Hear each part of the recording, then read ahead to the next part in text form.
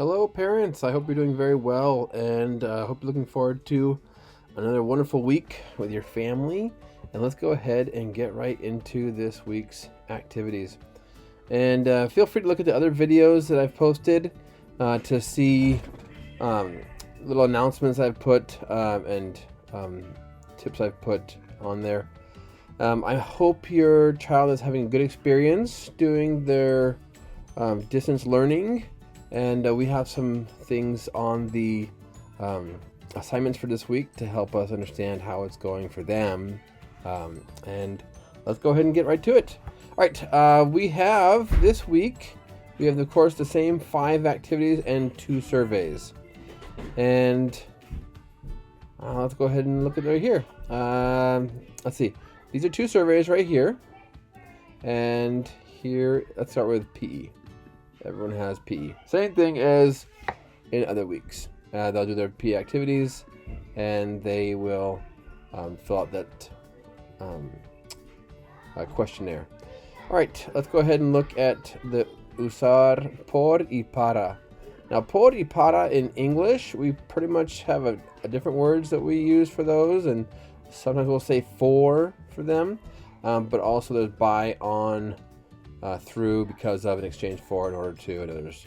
So these are certain reasons why we use the word por in Spanish. And here's a list of them. And here's para. And with more experience, it gets easier. But this video will help to clarify that and gives good examples and gives little kind of that kids can see where they're at in that.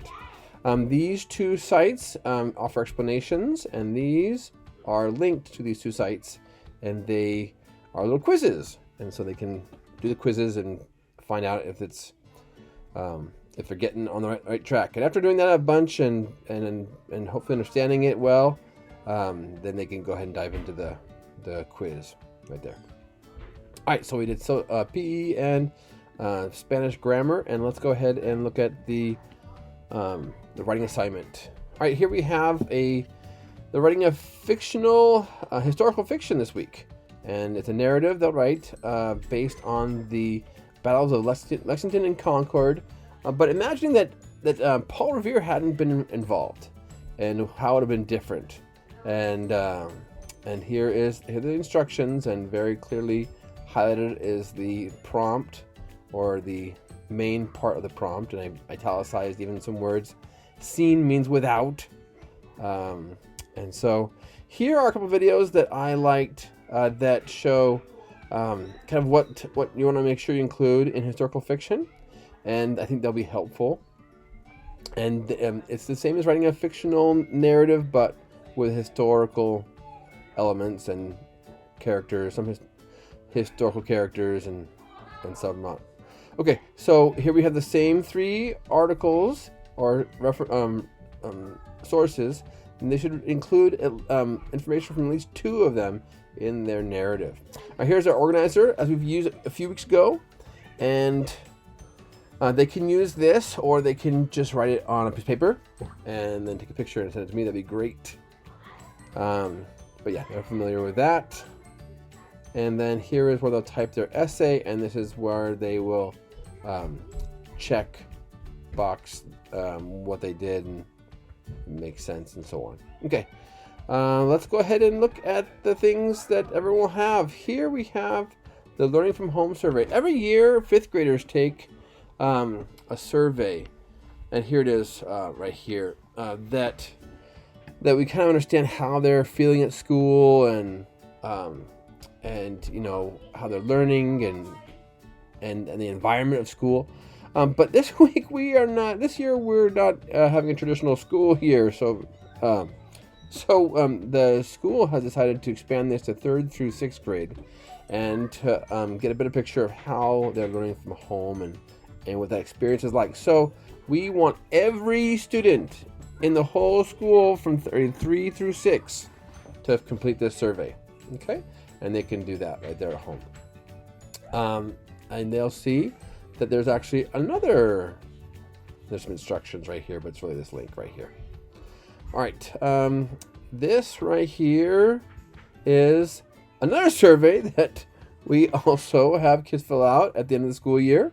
And it's kind of getting toward that time, and it's the Leader in Me survey, and has some similar elements to what would be in the school climate and culture. But this is very important for us and for our Leader in Me self-evaluation as a school. How are we helping kids to develop leadership at school? And how are we doing as teachers and administrators to develop that environment? So please have your children take those surveys. So that's 2 surveys.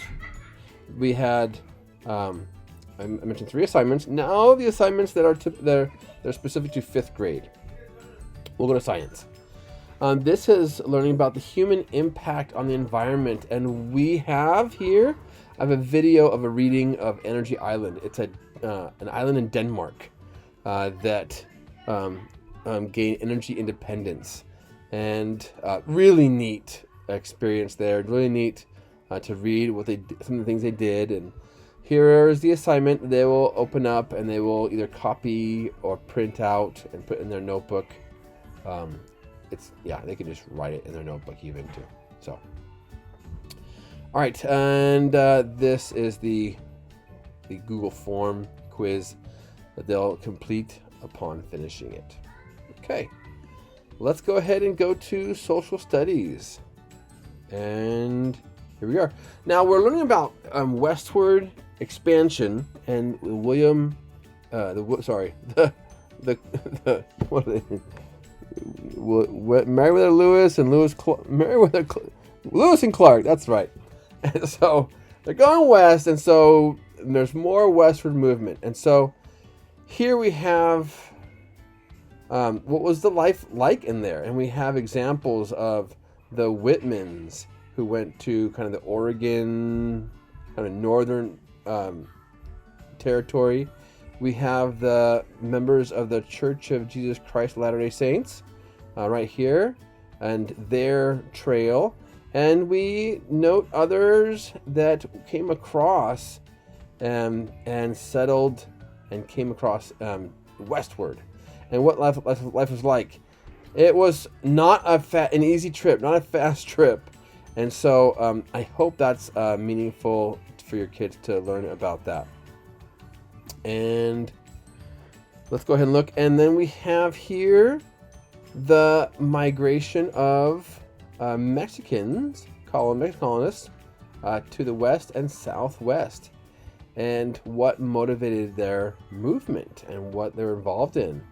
A lot of connections between cowboys and Mexican influence.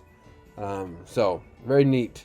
All right, so here is, and then also we have Cesar Chavez, an influential person in with kind of the work of those Mexican farm workers, and so there's a connection there. Okay, here we have Liberty Kids videos, the next 4.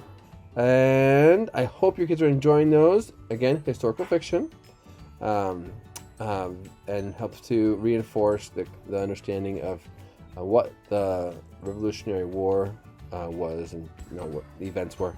And here we have the quiz, and so they'll complete this at the end. All right, and let's go ahead and move on to 4th grade.